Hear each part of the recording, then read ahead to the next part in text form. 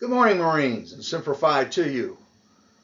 I want to thank you for watching the first episode. I do want to apologize for its lengthiness.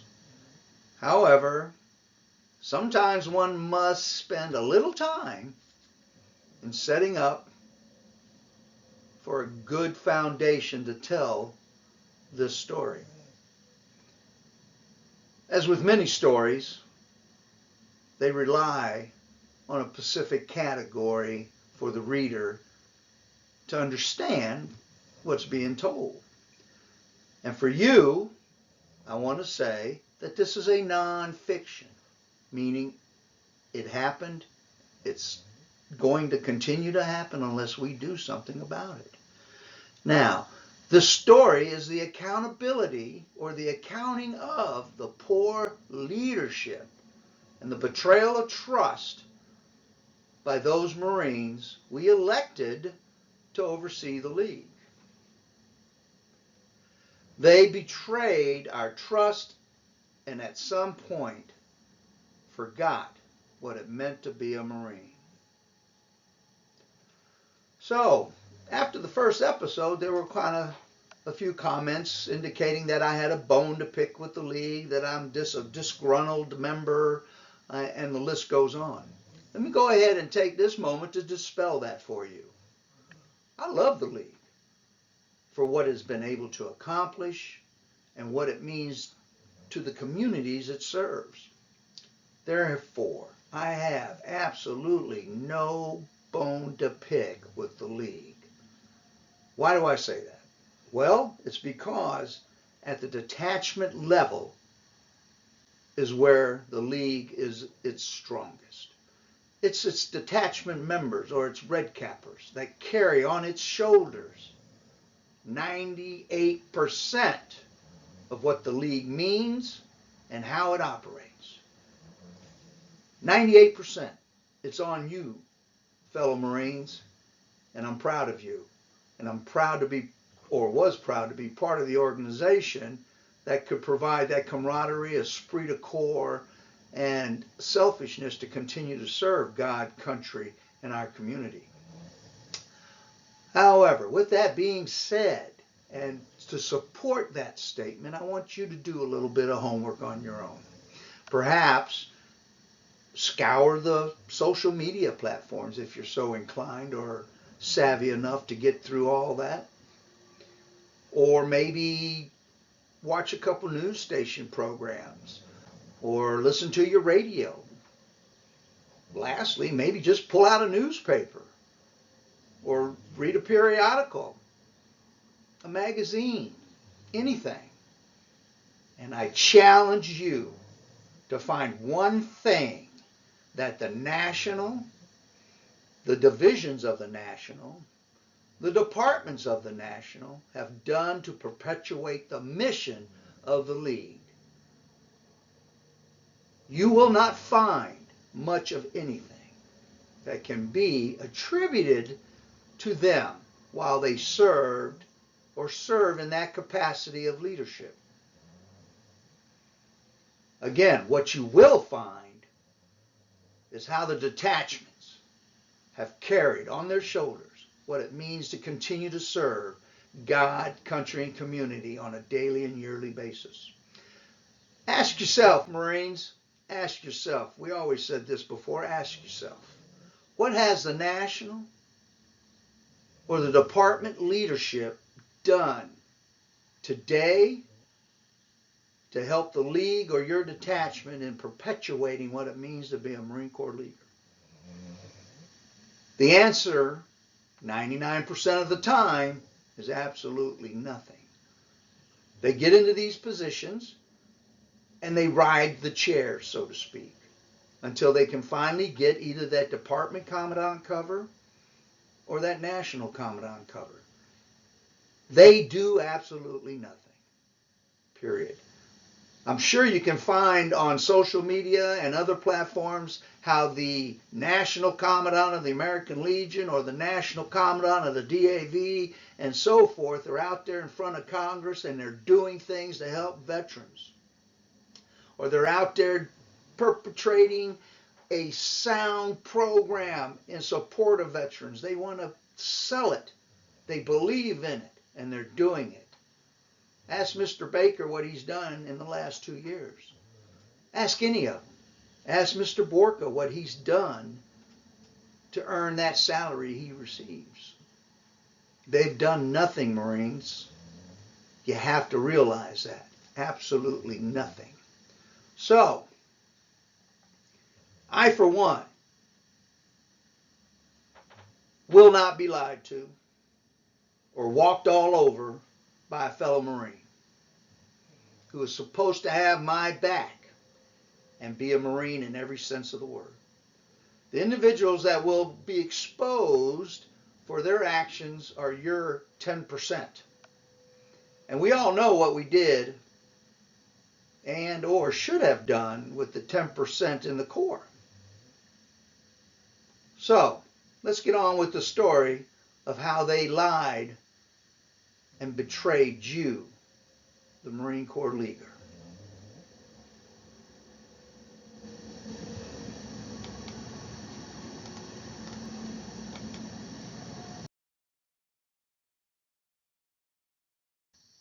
So, after the fall conference in October of 2021, a hearing board was assigned to hear a matter between two Ohio leaguers, a past department commandant and one of the detachment members from his detachment.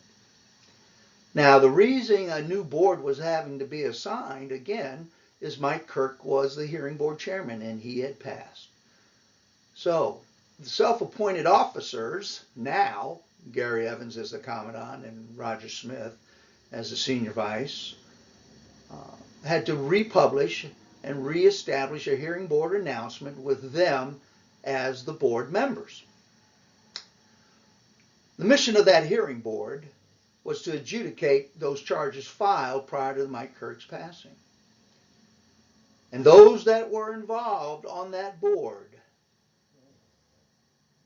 absolutely did not know or understand the requirements and or procedures necessary to carry out a proper hearing review as outlined in Chapter 9 of our administrative procedures. And as a result, the hearing was a giant disaster for the department and the individuals involved. Now, this is when I became involved in the department affairs. It was on the shoulders or the bequest of the PDC, who was the petitioner, because he wanted to file an appeal to the National Judge Advocate based on the violations of the hearing board. As I began my investigation to build this individual a solid appeal package, I discovered that not only did they violate his due process rights and entitlements from Chapter 9, that the entire department was also operating without the proper authority to do so, and none of the officers in place were duly elected and or installed. Once I discovered that, I gathered the evidence. And with the supporting references, which is mostly our bylaws and administrative procedures, I put together a corrective action plan and proposed it or offered it up to the department leadership so that we could continue to operate as a legal entity or to regain our credibility in operations of our 501c4, I'm sorry. Not only in the league, but within the state. We have a state obligation to be legitimate. Roger Smith and Gary Evans rejected the proposal. And on the advice of Mr. Samora, called my plan a waste of time. Mr. Smith went on via an email to the department officers and department board of trustees members, instructing them not to even communicate with me moving forward, and that he and Mr. Evans will only follow what Mr. Baker and Mr. Samora tell them to do in the matters facing Ohio moving forward. Mr. Baker and Mr. Samora supported, despite all the evidence to the contrary, the idea that the officers were elected and properly installed, no matter the evidence. They were not going to say otherwise. This actually clearly implicates the national leadership and makes them complicit in the manipulation of the department staff and its current status of being suspended. And just a side note, so that you understand, Mr. Samora finally, in January of 2022, granted the petitioner that started all this a new hearing based on those violations of his rights. And as a matter of record, between the current oversight committee and the new national JA, Mr. Miller, the petitioner has yet to get that hearing. He has attempted to receive what he was granted in January of 2022 on several occasions now. And this, of course, will be covered throughout these follow-on sessions for further information. So, let's get right into it today, shall we?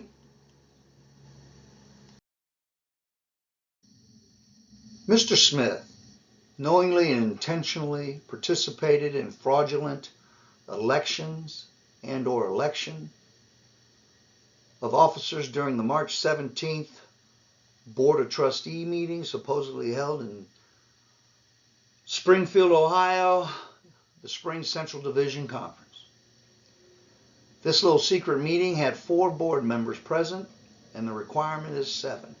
However, they proceeded to go ahead and install the department's new officers, and Johnny Baker did the installation. They submitted the ROI to support said installation. Roger Smith also participated in the May 18th, 2022 attempted installation of officers for the Department of Ohio between him and Darrell Logan.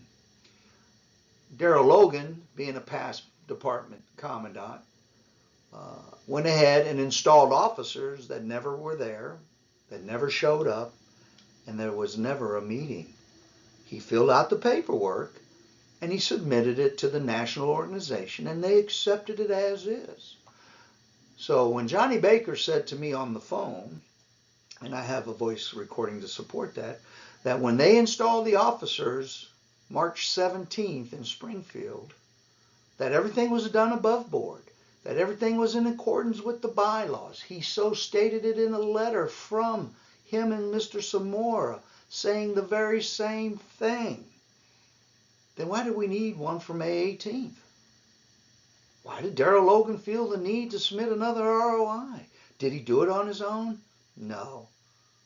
Him and Roger Smith, along with Johnny Baker and Phil Samora, resubmitted because I had identified it in my charge sheets against Roger Smith and Gary Evans when I submitted those in March.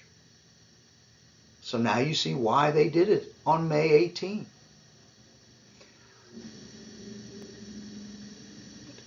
The June 2022 convention, going with the idea that he was legally installed and everything was copacetic and covered up by the national office, Mr. Smith takes the podium as the Commandant for the Department of Ohio, knowing he's not.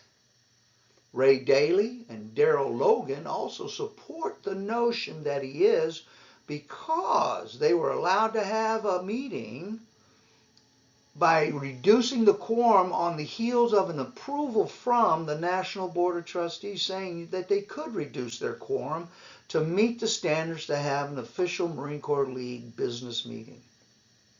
Now, he did that even when questioned by others, the membership at the convention, to provide any shred of support other than him saying so, that the National Board of Trustees allowed and authorized him and the members of the Department of Ohio to violate and or deviate from the quorum requirements as outlined in the bylaws. None of this ever happened. As a matter of fact, the individual was asked to sit down, and if he does continue to outbursts, then he'd be escorted out of the convention. Sad. It's very sad that we're at this particular point of business with the League and the Department of Ohio. So these are known facts. The only letter that Roger Smith and even Jerry Holt, who's the Oversight Committee Chairman for the Department of Ohio, can produce in the terms of deviating from the quorum is the authorization to do so April 15th from the National Board of Trustees, stating that if they met these below listed criteria, that they could go ahead and make those changes. And part of that criteria was to have a quorum at a meeting, and they have yet to do that. They're unable in the Department of Ohio since 2019 to get enough detachments and or individuals to attend either a Board of Trustee meeting or a convention or staff meeting. That in itself is deplorable. It's just unbelievable. You don't have that many people that want to be involved with the current leadership at the department level. We know, without a doubt, they're corrupt, dishonest, and do not represent the best interests of the Marines here in Ohio. Now, again, I tell you this, that Mr. Smith knowingly, intentionally, and illegally authorized the department paymaster, Tom Seymour, to reimburse himself and the illegally installed Jimmy K monies for a hearing that was held for the Department of Ohio. Now, when this was approached and presented to the national organization, they came back and said that the Department of Ohio is on the hook for those officers from the hearing board that require reimbursement from a duly assigned or announced hearing board. Granted, it says that, and I'm 100% with that. However, it also states in Chapter 3, Section 3025 of our Administrative Procedures, subsection E, which stipulates that the failure to follow said procedures could involve disciplinary charges. Those procedures, as mentioned, are any expenditures outside of normal operations and or outside of an approved fiscal budget are required to be approved and presented to the Board of Trustees prior to reimbursement. Now, the section that requires the department to pay reimbursements does not put a time date on it. Okay, for example, Michael Sturch from Central Division Vice Commandant. He's entitled to a reimbursement because he was the hearing board chairman. And he submits his voucher, and it goes through the process of getting approved by the Board of Trustees prior to reimbursement. You don't arbitrarily just get the paymaster to cut him a check. It doesn't happen that way. And that's why Chapter 3, Section 3025 is there to protect people from just calling up the paymaster and say, hey, I need a reimbursement, please. And the biggest scandal of it all is Roger Smith wasn't even on the hearing board. He's not a member of the hearing board, was not party to the hearing board, yet he was reimbursed. There were 6 other witnesses present. They were never reimbursed. They all traveled just as Roger Smith traveled. Roger Smith was not part and parcel of the hearing board, therefore was not entitled to any reimbursement and or monies from the Department of Ohio, and he knows this. Yet he took the money. He was a witness for the petitioner. And that is it. No other way to explain it. He stole the money. Okay, so to make, those matters even worse, Jimmy K, who also received reimbursement, who we're not going to discuss at this point in time, was not an installed officer of the Department of Ohio, therefore could not represent the Department of Ohio in any official Marine Corps League business, period. I don't care what anybody says. You tell me a guy that's not legally installed, appointed, and elected and approved can represent the organization and make decisions on behalf of the organization in the best interest of the membership. And I'll call you a liar because it isn't true and it isn't the way that business is done. So, and how do I know all that? Well, the announcement letter for the hearing board dated April 2nd, 2022 from the JA, Dave Englert, who happens to be the assistant to Mike Sturch, put it out. And you won't find Roger Smith's name on it, but you will find the illegally installed officer Jimmy K on it.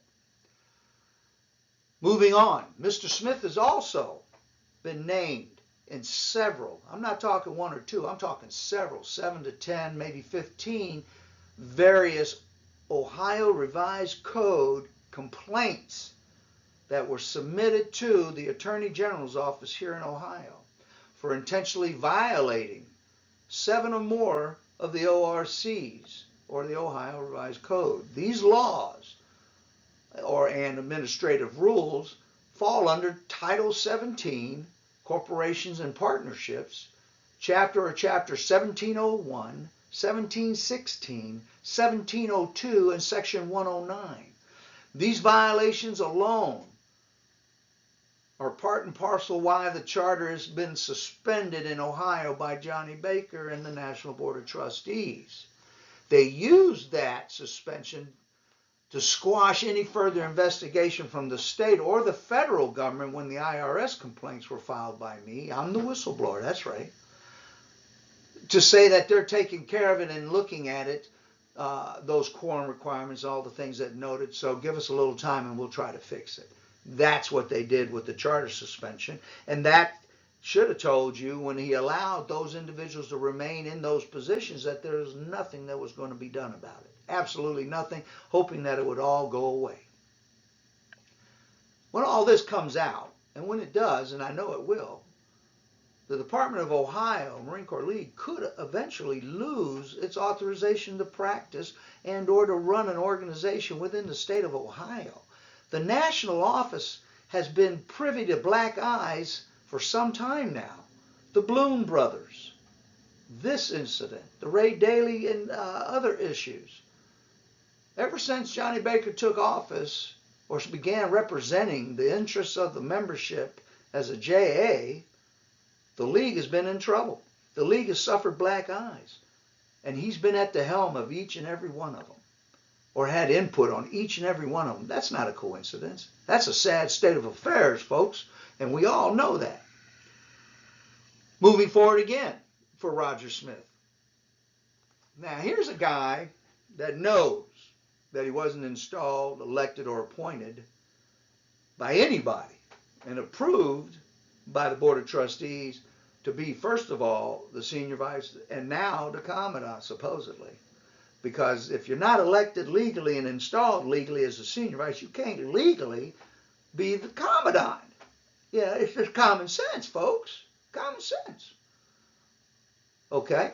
Now, I got part of my write-up and part of the package that got me kicked out of the Marine Corps League was I wore the wrong cover to a memorial. I was a member of a National Board of Committee, 2 of them. As a matter of fact, I served on 2 committees. And I foolishly thought like I do with the League or the Marine Corps Legion, the DAV, the AMVETS, the 40 and 8, those organizations I belong to, that you could hold the highest office possible. You could wear that cover when doing a non-function such as this memorial. I was wrong, and I admitted to being wrong, and I rectified that issue and made a correction and publicly posted an apology for doing so. However, Roger Smith, that ain't happening. He to this day is still wearing a Department of Ohio Commandant's cover, knowing that he's been suspended from office, knowing that he wasn't legally installed. We have other officers at the state level who are doing the very same thing.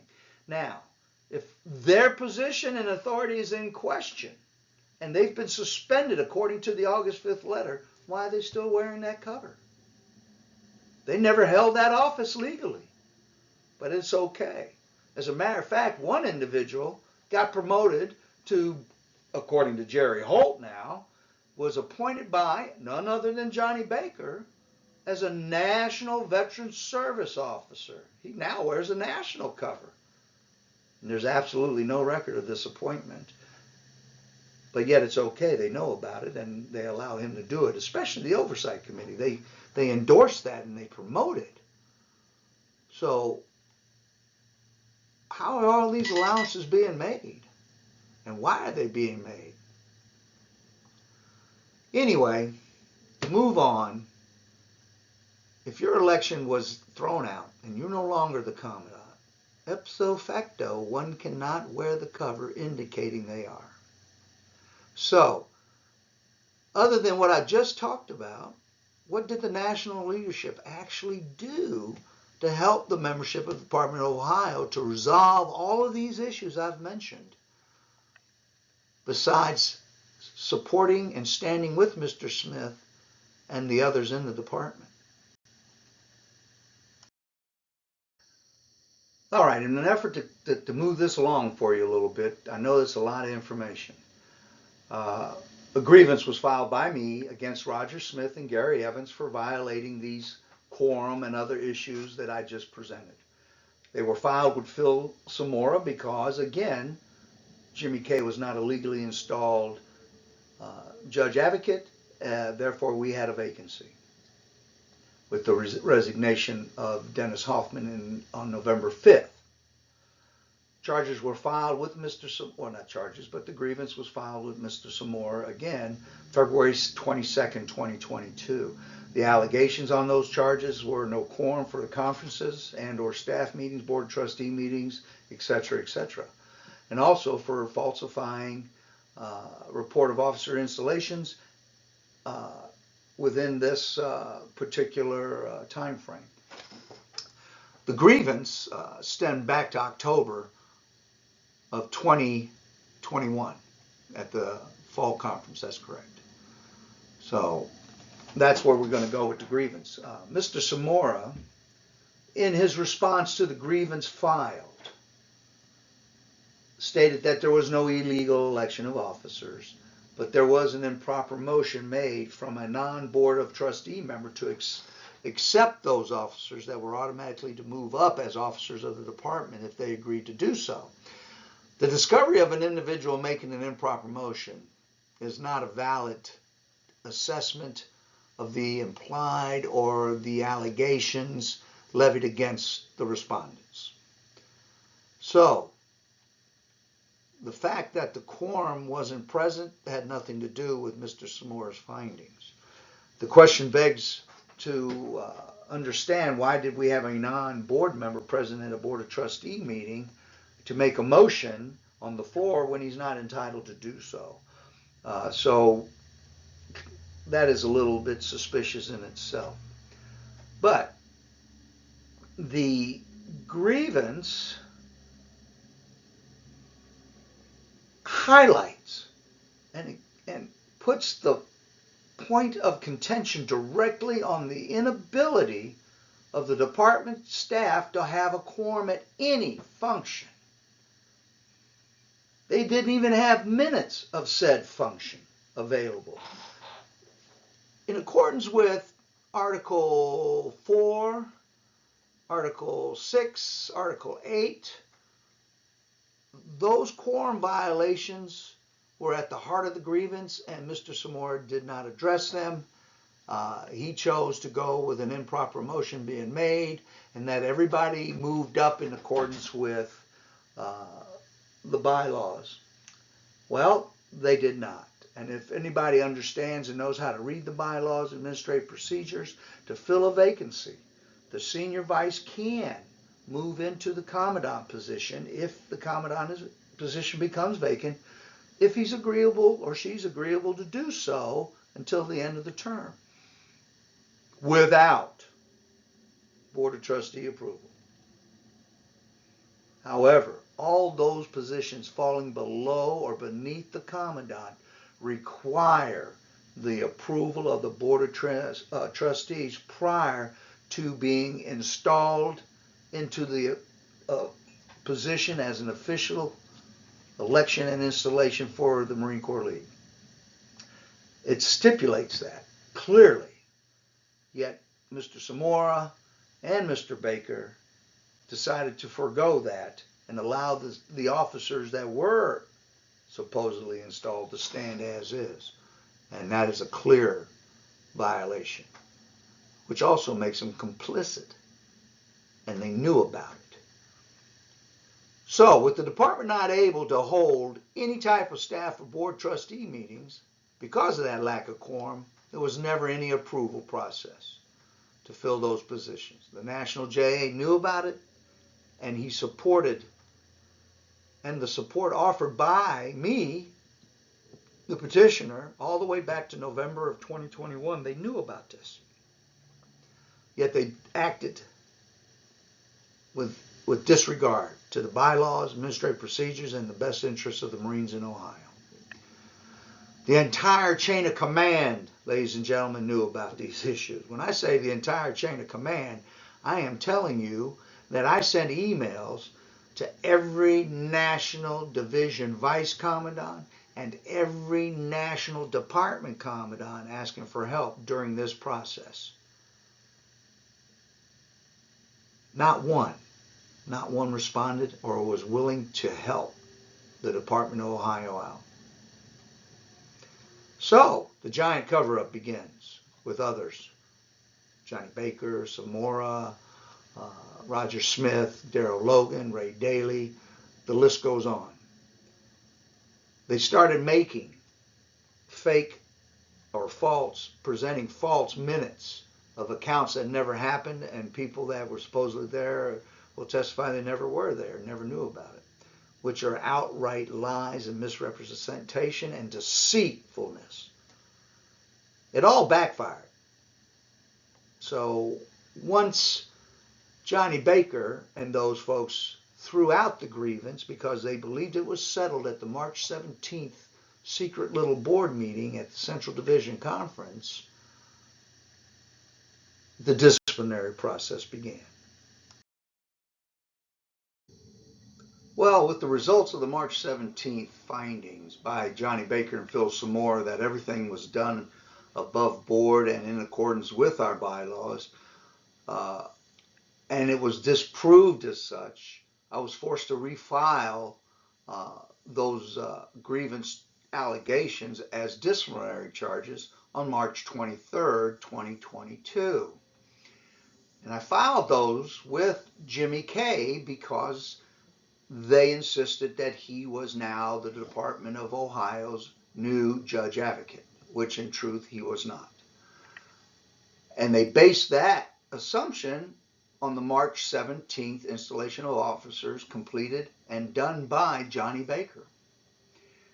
Now, the failure to have a quorum and the violation of the bylaws in filling these vacancies in violations of Chapter 9, Section 9105, not only at the winter conference, the fall conference of 2021, but the March 17th Board of Trustee meeting in Springfield, Ohio, capitulated that all of this was up to speed and done correctly.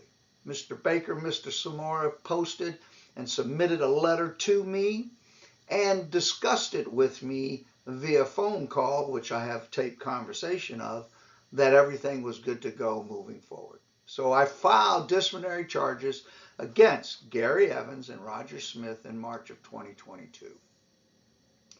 It was my contention all along that these appointments and installation of new officers were in fact fraudulently executed and at the behest of Mr. Evans and Mr. Smith.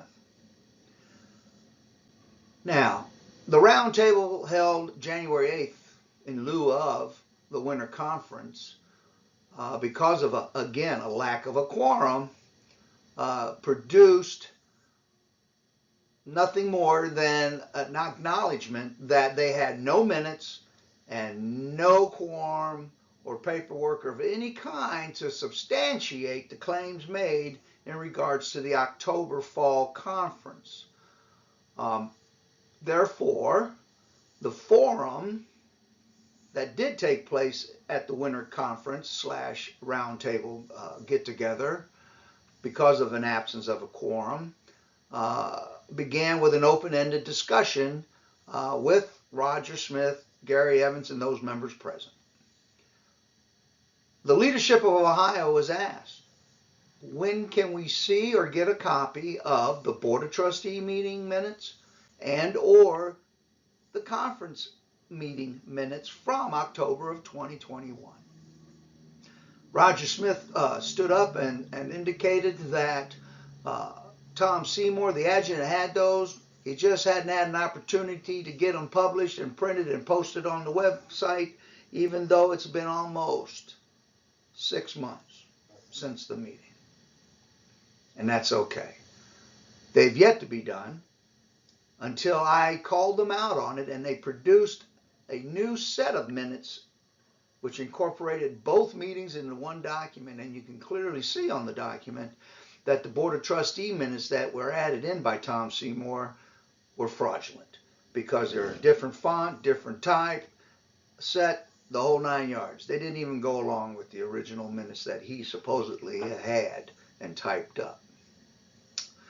So, as I said, I filed the charges on March 23rd, 2022, and by April 19th, still haven't received any kind of response from the national organization and or Jimmy K. I filed a motion to failure to follow procedures against Jimmy K and Mr. Samora.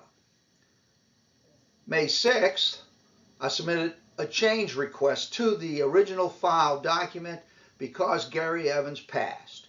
He's no longer a viable candidate for a disciplinary hearing because he is dead. I also filed at that time a second motion of failure to follow procedures against Phil Samora, Jimmy K, because now we're in excess of 40 days without any response or notifications of any kind on the disciplinary charges filed on March 2022.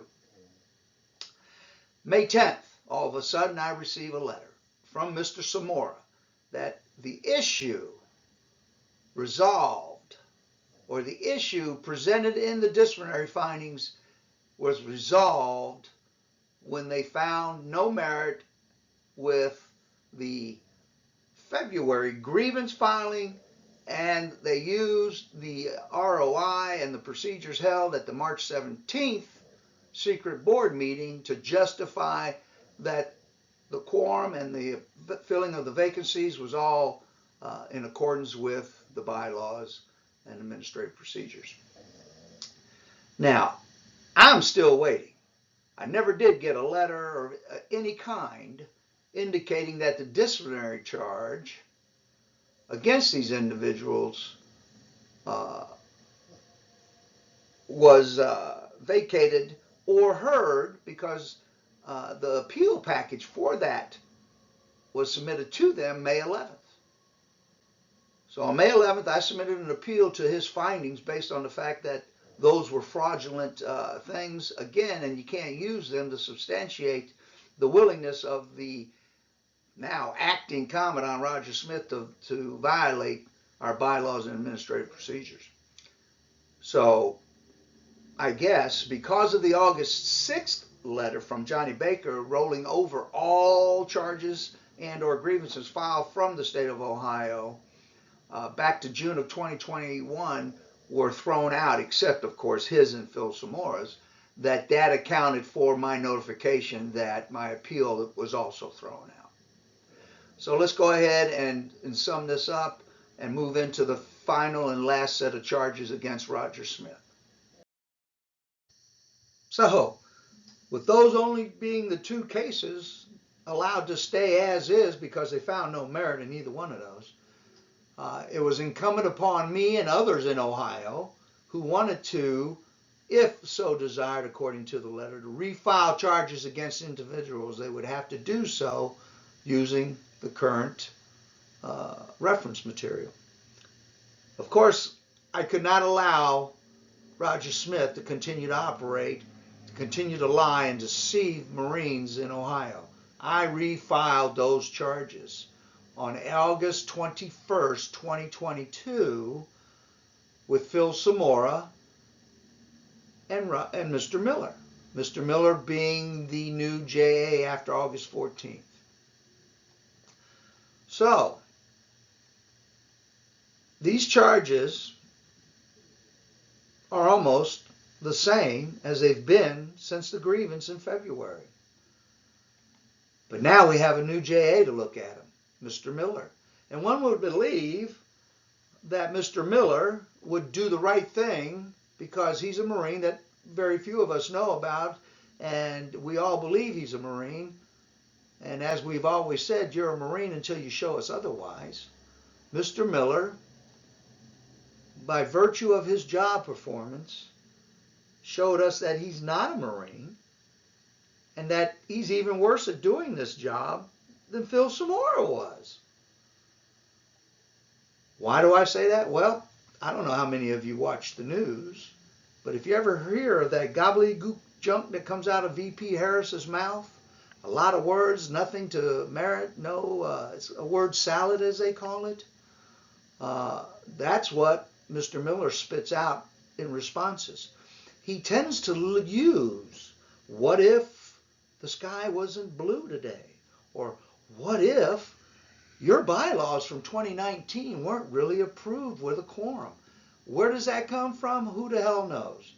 What does that have to do with anything? Who the hell knows? Currently, we are addressing charges that need adjudication. So his little make-believe world and his presumptions that everything is copacetic because we live on the other side of what if is out there protecting Roger Smith and Johnny Baker and the folks like that. And you're not going to get any justice. You're not going to get a true adjudication of the facts, no matter how much evidence you have. And I've proven that. So, let's start with the charges that were on this grievance that he what-if'd away. Violation of oath of office is a big one. Mr. Smith violated his oath to office by intentionally not enforcing or following the bylaws. Failure to ensure that a quorum was present for all department events, conventions, conferences, Board of Trustee meetings during the time period from June 2021, to August 1st, 2022. He's also violated his oath of office by knowing and intentionally participating in fraudulent elections or elections of officers during the March 17, 2022 Board of Trustee meeting and the June convention of 2022, along with the installation of officers on May 18, 2022, where he lied to the body and declared that the National Board of Trustees authorized him to deviate from the quorum requirements as outlined in the department bylaws in order to conduct official league business. This, of course, was not the case because Mr. Smith knew the department did not meet the prerequisites for said deviation as outlined in the letter from Johnny Baker and approved by the National Board of Trustees on April 15, 2022. April 17. He also, Mr. Smith, displayed a personal action detrimental to the Marine Corps League by submitting for the official record false documentations to the national organization. Mr. Smith also violated his oath of office by knowingly, illegally, and intentionally authorizing appropriations of monies from the general fund that required approval from the body or board of trustees prior to the expenditures being made. Mr. Smith arbitrarily instructed the department paymaster Tom Seymour to reimburse Marines for unauthorized expenditures, as shown on the financial records of the Department of Ohio. Mr. Smith also, detrimental to the League, violated his oath of office knowingly and intentionally violating 7 or more ORCs, or Ohio's Revised Code laws, and administrative rules, Title 17, Corporation Partnerships, Chapter 1702, Nonprofit Corporation Law. Now, all these were presented with documentation, facts, and evidence, unrefutable evidence, to Mr. Miller. Now, Mr. Miller submits his findings 91 days later in December of 2022. And here's what he says, and I quote, that there was no new evidence or any evidence that merit or warrant a hearing board against Mr. Smith, even though just 15 days prior to him receiving this filing and Mr. Baker's letter validating that there was no quorum in June, October, and January, and at the Board of Trustees in March, and in May, and in the June convention of 2022, validates that there was no quorum and they knew about it, found no merit. Wow. So the case should have not been heard, or it should have been heard in my case, 75-day time frame. It took 91 days and he waited till just before Christmas to send it to me. And then cut down my response time, enabling me not to provide a package to the National Board of Trustees for review. Deliberately, Mr. Miller did that. Deliberately, Mr. Miller lied about not receiving documentation from me. However, he received hundreds of documents, certified mail, at the very same address. It's amazing how one can lose just one document out of hundreds. But hey, we'll cover Mr. Miller a little bit better later on. So, gentlemen and ladies, it's hard to make this stuff up. Really it is. Sounds a lot like the Hunter laptop story. They're trying to tell you it didn't happen, it had nothing to do with anything, yet we all know it did, and it still has, and nobody's going to do anything about it, just like the Department and the National Marine Corps League staff leadership. They're not going to do anything about this.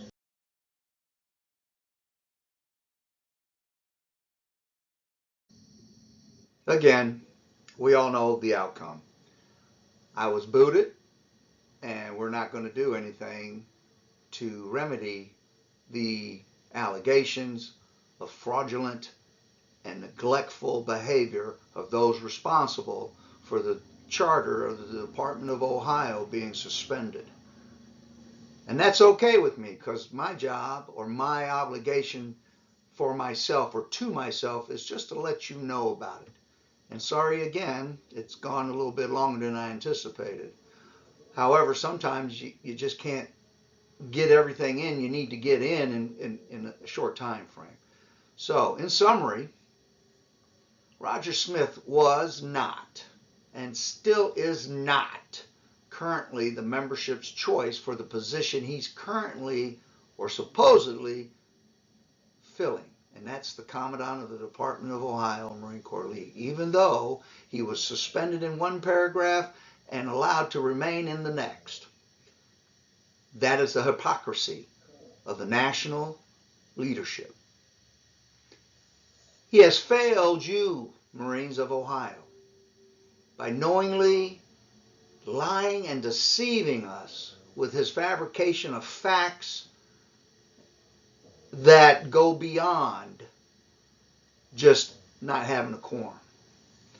He does not know, nor did he ever understand, what it takes to lead in this type of an environment. I believe him to be seeking some kind of recognition as to validate his leadership abilities that he must not have received while serving in the Corps.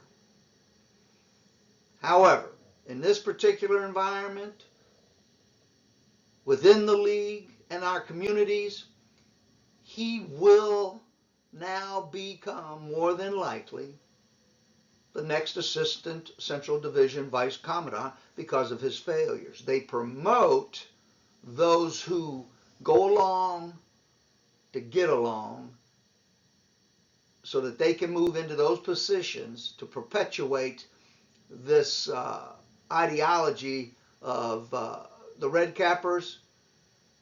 We don't work for you, you work for us mentality. And whatever we say goes mentality. That's not the Marine way, and that's not the way we came up. So I urge you all to consider the facts when placing your detachment's strength, voting strength, behind this individual at the upcoming department convention. You and your detachment will be sorry that you can take, and you can take that to the bank if you put this individual back into the leadership position come June of 2023. We will move on with our next presentation with the next individual and his involvement within this very same matter. God bless, Semper Fi, and take care, my Marines. Until next time.